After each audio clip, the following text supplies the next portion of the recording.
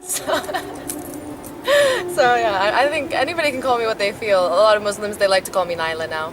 How does it feel to be Muslim? Amazing, undescribable.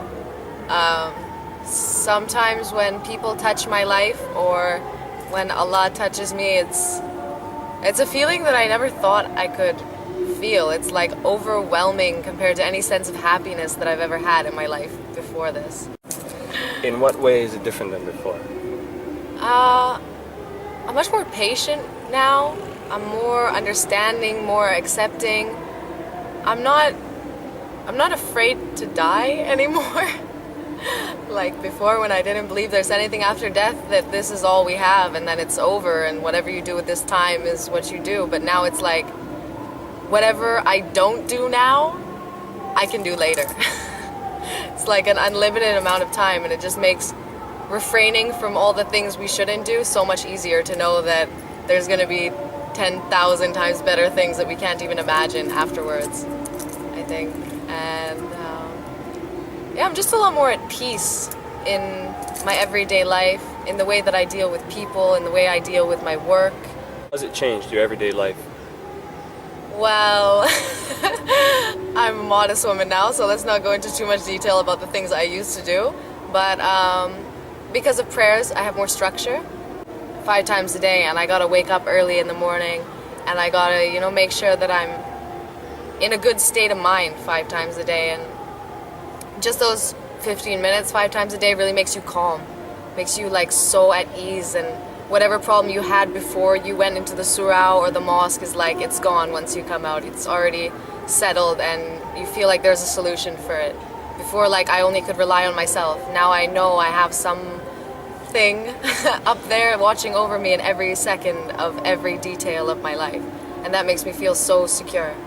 It's so safe. Like when I see other people in trouble or whatever and they're not turning to Allah, like I beg them, like, please just go and pray, don't just pray now and not pray later when you're not in trouble anymore. Like, pray and get out of trouble and see the power of Allah and continue, because like every time you pray there's going to be problems in your life and they're going to be solved for you so easy, because once you commit yourself to Allah, Allah commits himself fully to you as well.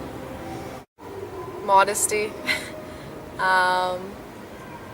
I guess from the beginning, just changing my life 360 degrees. Like, if I were to tell myself 2 years ago that I would be a Muslim now and that I wouldn't be doing anything haram and, I would be working towards a whole different purpose, I wouldn't have believed myself. And just the transformation that the past year has had on me, I think has been my biggest tribulation, to change Western mindset into like a whole different concept now. It's like you're not living for yourself and your family, you're living for the entire earth now. And being a convert into Islam, it's like Muslims will tell you that Allah loves converts more than people who are born into Islam.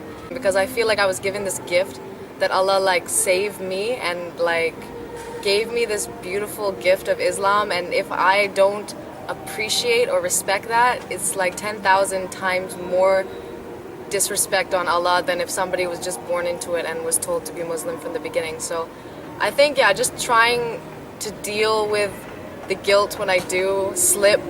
But I mean, everybody says Islam is easy, but I don't like to take it so easy, because then I think I'm going to get lazy. They say like there's always a way and there's always a reason, as long as you have the niyyah, the intention to do good and stuff. But I think like we shouldn't take it so easy like that, because we are given a beautiful gift that a lot of people, they'll never be so lucky to see this beautiful, caring, loving, giving society that Islam creates if it's done properly. Wow, when you asked the first part of the question, do I get support from other Muslims, I was going to say overwhelming amount of support. So yes, to your second part, is it overwhelming? Yeah, sometimes it really is. It's like every Muslim I meet, they want to give me something. Whether it's prayer beads or a prayer mat or a book or a Quran, like I have like... Or advice. Or advice. I have like 5 different versions of the Quran, different translations. I have one from 1980, like...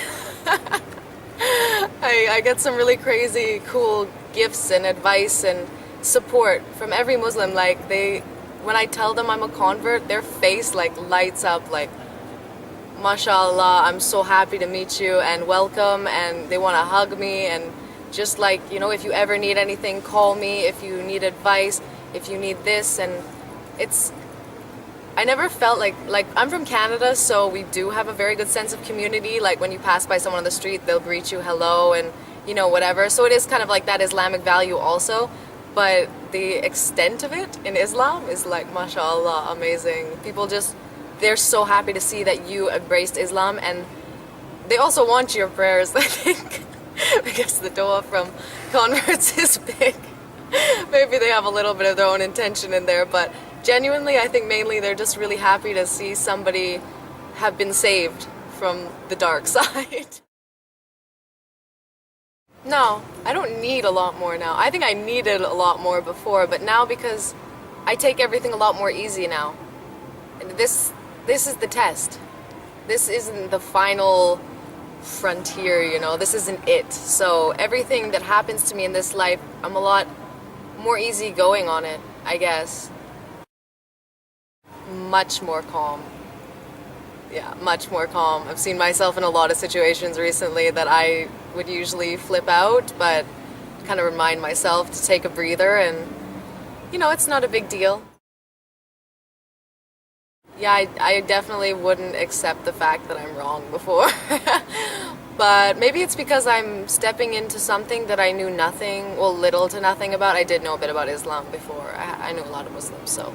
Because I don't know anything, I kind of have to be accepting of what people tell me more, and because I'm always looking for new information about Islam. Like I'm always, if I meet somebody who's got good knowledge, I really love to get into their conversation and hear what they have to tell me about Quran or Hadith or the history of Islam and how it's changed today or whatever the topic may be. So I think, yeah, I hope I don't go back to the same way before when I have a lot of knowledge.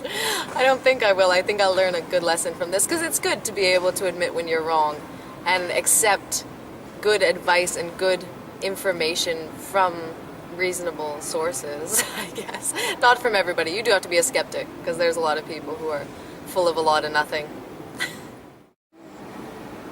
I think it's really hard to convert people.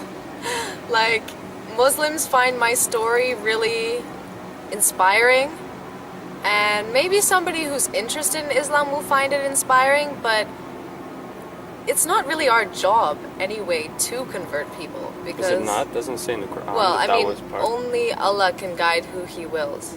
You could give somebody a million pieces of evidence of why the Quran is 100% true and the real last book of Allah, but even then, their own stubbornness and the veil that's been put over their hearts by Allah can't be lifted by us. Of course, it's our job to give right information, and where is asked to inspire and to show what a good Muslim is and where the truth of Islam lies. But, I mean, if they're not meant to come to Islam, there's nothing really we can do about it. And I think that's the hardest part. I mean, if you see somebody has a very open heart, yeah, do your best, but don't push. Never force. Because anybody who's pushed into something won't do it well. I've seen this with somebody who converted recently. He converted because of his girlfriend. And I still see him wearing his cross, and he doesn't really keep up with prayers from what I see. He doesn't come to Friday prayers with us anymore. And I think it wasn't his choice so much to come into Islam, so he doesn't really feel the true spirit of it, as opposed to, maybe to sound a bit full of myself, but me, like, I really dove into it because it was fully my choice. Tons of people have told me about Islam for years and years, and I didn't care. I was, whatever, I'm not gonna join this, and it has nothing to do with me, and it's all lies, or astaghfirullah azim. But yeah, I think if that person's willing to know and willing to open their heart, yeah, do all we can to show them the truth and tell from our own stories and use the Quran as evidence to back it up, because people relate more to something they know is real as opposed to what they know has been in a book. I think it's more the media perception of Muslims that make people turn away from the idea of ever coming to Islam or even looking to be interested possibly in it. I think a lot of Muslims do give a bad perception of Islam too, but I mean, you can't judge something based on everything. I study Christianity, I study Buddhism. Mainly, I don't like human influence of religion, which is why I don't base my opinion of religion on people, because if you follow what people are doing, then you're never going to see the truth. You need to really study it. And yeah, before I converted, I read the Quran. Well, I read half of it in Ramadan, but I did a lot of research before. I put a lot of things into practice, such as patience, and I saw the benefits and the fruits of Islam come back to me before I decided. SubhanAllah, Allah sent me a lot of blessings to show me what's the miracle of Islam. So yeah, I did study a lot, and I did make sure that I read at least half the Quran before I converted, because stepping into a religion isn't something small. Muslim girl that happens to be pretty, white, and very blonde has the number of marriage proposals from Arab Muslim boys skyrocketed.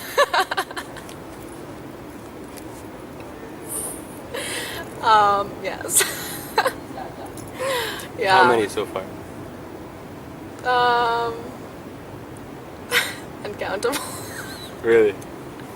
In the past year? Yeah, I've had some pretty interesting proposals. So yeah, I mean, some who are like, because a lot of the people that I meet are still students. A lot of them are like, in a year, if you're still single, I want to marry you. But it's quite nice, because I have very high expectations on my Muslim man. So even if I'm not gonna pick the ones who are trying to get my hand, I do kind of give them like little tests and tasks to like overcome to become really good Muslim men. So even if I don't choose them in the end, inshallah, they're good men for another woman to come, like to build themselves and to pray more and to stop doing haram things such as drinking. I always like push them if they like me. Like I'm like, I would never be with a guy who drinks, so you better stop that now. And a lot of the time they do if they're really serious about it. I'm taking my time. I'm gonna really get to know them as friends before I actually make a decision as to who I want to marry, I guess. I do want to get married soon though. I totally winked it.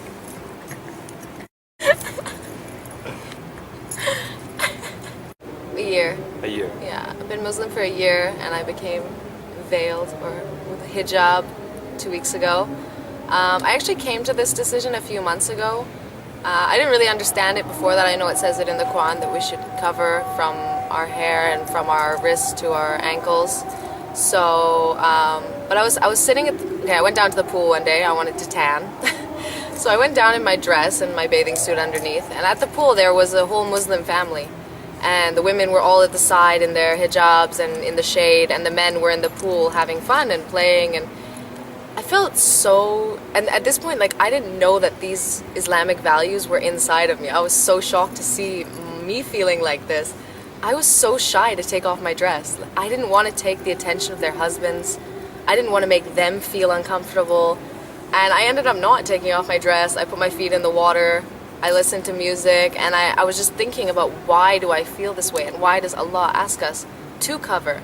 And it came to the conclusion that men are very visual, as most men will tell you, and they pick their women a lot more based on looks than women pick their men. For women, being a good sustainer, a provider, protection, caring, these are all much more important for women than looks. So it kind of evens the playing field more. Like, being a blonde, white Muslim, I get a pretty good advantage over Arab women. And it's a gift, our beauty as women. We were made the beautiful of the two. Men are very like a board. They're straight, and they're not much to really look at actually physically.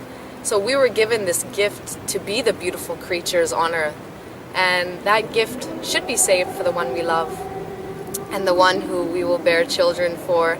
And it really kicked to me then that, yeah, I do want to wear hijab. So I did plan on wearing it for Ramadan, which is in 2 weeks, but I had some problems with modesty. So I decided if I wear a hijab, I'm forcing myself to be modest. And that's what I wanted. I wanted something, because even though I have really strong faith in Allah, we're all very weak as human beings. So I did want something to push me to be modest more and to be more conservative in my lifestyle and in my thoughts and in my mentality. So yeah, wearing hijab for me was definitely the right choice, and everybody's been so supportive of me since I put it on, and it's like I get to dye my hair every day. It's a totally different thing. My family has been super supportive. My mom found the Qibla direction, the closest mosque. She cooked halal food and normal food while I was there. I gave them Quran. My friends were all very interested and supportive in my religion as well, and they all just really wanted to know about Quran. What is it going to mean? Am I going to wear hijab? And yeah, they were all really really supportive. Alhamdulillah, alhamdulillah. So happy for that. I know a lot of people aren't as lucky as me. I know that really, really too well. So I thank God so much for giving me the family I have and the friends that I have. Everything, subhanallah, like just look around you, look at every minute of your life, like every time that you don't get in that car accident, every time that, you know, something comes to you that you thought was impossible to happen, subhanallah, like that guides me to be a better Muslim and to just thank Allah more and more every day.